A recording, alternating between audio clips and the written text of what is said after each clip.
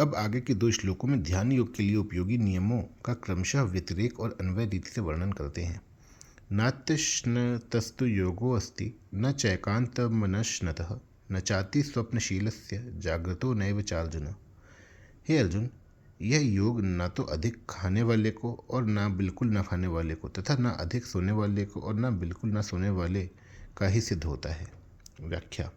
नात्यश्नतस्तु योगो अस्ति, अधिक खाने वाले का योग सिद्ध नहीं होता, कारण कि अन्न अधिक खाने से अर्थात भूख के बिना खाने से अथवा भूख से अधिक खाने से प्यास ज़्यादा लगती है, जिससे पानी ज़्यादा पीना पड़ता है। ज़्यादा अन्न खाने और पानी पीने से पेट भारी हो जाता है। पेट भारी होने से शरीर बोझिल हो जाता है। शरीर में आलस्य छा जाता है। बार बार पेट याद आता है। कुछ भी काम करने का अथवा साधन भजन तप जब ध्यान आदि करने का मन नहीं करता। न तो सुखपूर्वक बैठा जाता है और न सुखपूर्वक लेटा ही जाता है तथा न चलने फिरने का मन करता है। अजीर्ण आदि होने से शरीर में रोग पैदा हो जाते हैं। इसलिए अधिक खाने वाले पुरुष का योग कैसे सिद्ध हो सकता है, अर्थात नहीं हो सकता। न चैकांत मनश्नतः, ऐसे ही बिल्कुल न खाने वाले का भी योग नहीं सिद्ध हो सकता, कारण कि भोजन न करने से मन में बार बार भोजन का चिंतन होता है। शरीर में शक्ति कम हो जाती है। मांस मज्जा आदि भी सूखते जाते हैं। शरीर शिथिल हो जाता है। चलना फिरना कठिन हो जाता है। लेटे रहने का मन करता है। जीना भारी हो जाता है। बैठकर अभ्यास करना कठिन हो जाता है। चित्त परमात्मा में लगता ही नहीं। अतः ऐसे पुरुष का योग कैसे सिद्ध होगा। न चाहती स्वप्नशीलस्य, जिसका ज़्यादा सोने का स्वभाव होता है उसका भी योग सिद्ध नहीं होता, कारण कि ज़्यादा सोने से स्वभाव बिगड़ जाता है, अर्थात बार बार नींद सताती है। पड़े रहने में सुख और बैठे रहने में परिश्रम मालूम देता है। ज़्यादा लेटे रहने से गाढ़ नींद भी नहीं आती। गाढ़ नींद आने से स्वप्न आते रहते हैं। संकल्प विकल्प होते रहते हैं। शरीर में आलस्य भरा रहता है। आलस्य के कारण बैठने में कठिनाई होती है, अतः वह योग का अभ्यास भी नहीं कर सकता। फिर योग की सिद्धि कैसे होगी। जागृतो नैव चार्जुन। हे अर्जुन, जब अधिक सोने से भी योग की सिद्धि नहीं होती तो फिर बिल्कुल न सोने से योग की सिद्धि ही कैसे हो सकती है, क्योंकि आवश्यक नींद न लेकर अधिक जगने से बैठने पर नींद सताएगी, जिससे वह योग का अभ्यास भी नहीं कर सकेगा। सात्विक मनुष्यों में भी कभी सत्संग का, सात्विक गहरी बातों का, भगवान की कथा का अथवा भक्तों के चरित्रों का प्रसंग छिड़ जाता है तो कथा आदि कहते हुए सुनते हुए जब रस आनंद आता है तब उनको भी नींद नहीं आती, परंतु उनका जगना और तरह का होता है, अर्थात राजसी तामसी वृत्ति वालों का जैसा जगना होता है वैसा जगना सात्विक वृत्ति वालों का नहीं होता।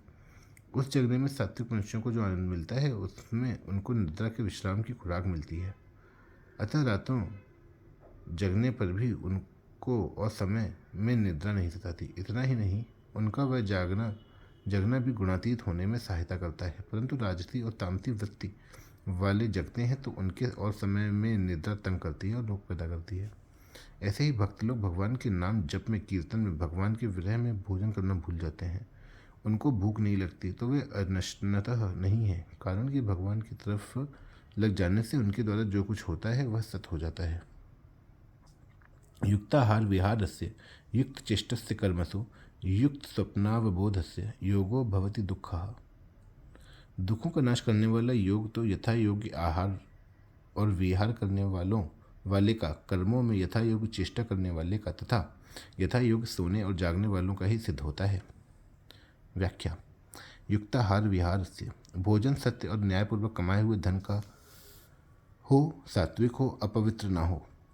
भोजन स्वाद बुद्धि और पुष्ट बुद्धि से ना किया जाए, प्रत्युत साधन बुद्धि से किया जाए। भोजन धर्मशास्त्र और आयुर्वेद की दृष्टि से किया जाए तथा उतना ही किया जाए जितना सुगमता से पच सके। भोजन शरीर के अनुकूल हो तथा वह हल्का और थोड़ी मात्रा में हो, ऐसे भोजन करने वाला ही युक्त आहार करने वाला है।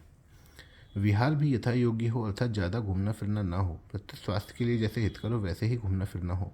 व्यायाम योगासन आदि भी न तो अधिक मात्रा में किए जाएँ और न उनका अभाव ही हो।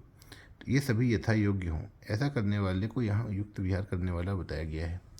युक्त चेष्टस्य कर्मसु, अपने वर्ण आश्रम के अनुकूल जैसा देश काल परिस्थिति आदि प्राप्त हो जाए उसके अनुसार शरीर निर्वाह के लिए कर्म किए जाएं और अपनी शक्ति के अनुसार कुटुंबियों एवं समाज की हित बुद्धि से सेवा की जाए तथा परिस्थिति के अनुसार जो शास्त्र विहित कर्तव्य कर्म सामने आ जाए उसको बड़ी प्रसन्नतापूर्वक किया जाए। इस प्रकार जिसकी कर्मों में यथोचित चेष्टा है उसका नाम यहाँ युक्त चेष्टा है।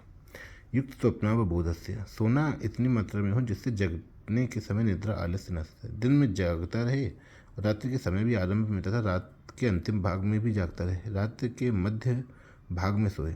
इसमें भी रात में ज़्यादा देर तक जागने से सवेरे जल्दी नींद नहीं खुलेगी, अतः जल्दी सोएं और जल्दी जागें। तात्पर्य है कि जिस सोने और जागने से स्वास्थ्य में बाधा न पड़े, योग में विघ्न न आए, ऐसे यथोचित सोना और जागना चाहिए।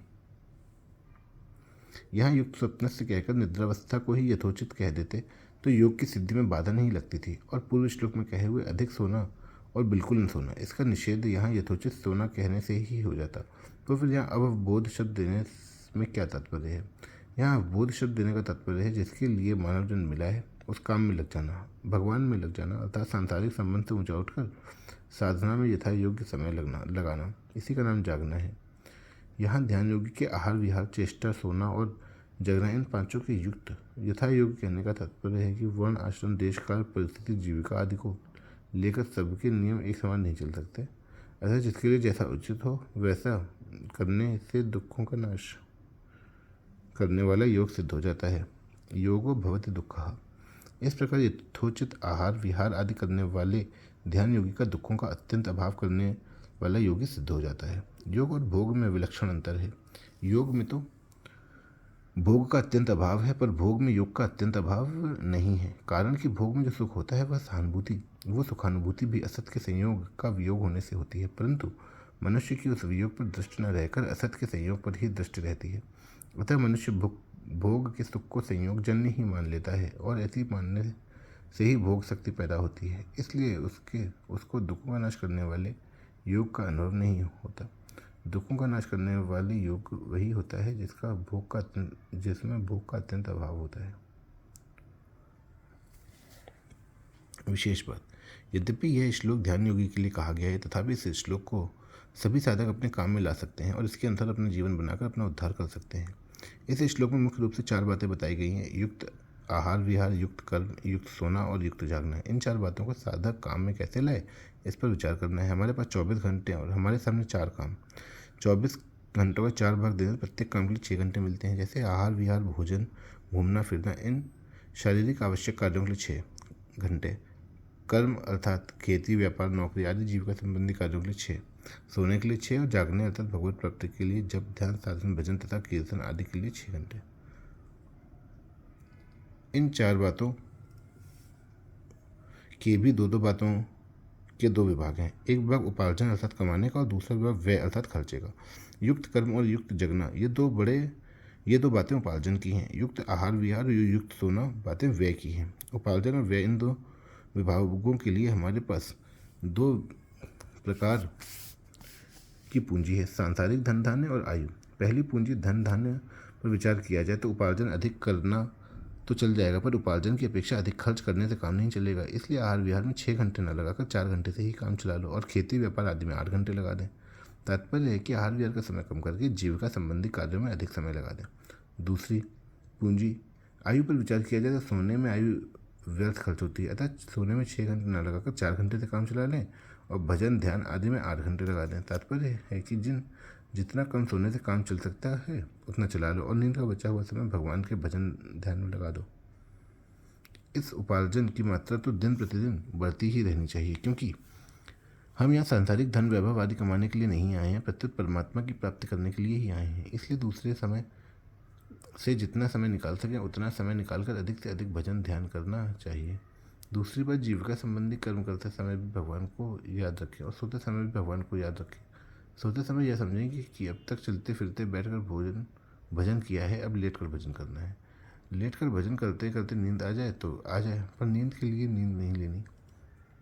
इस प्रकार लेटकर भगवत स्मरण करने का समय पूरा हो गया तो फिर उठकर भजन ध्यान सत्संग स्वाध्याय करें और भगवत स्मरण करते हुए ही काम धंधे में लग जाएं, तो सब काम धंधा भजन हो जाएगा।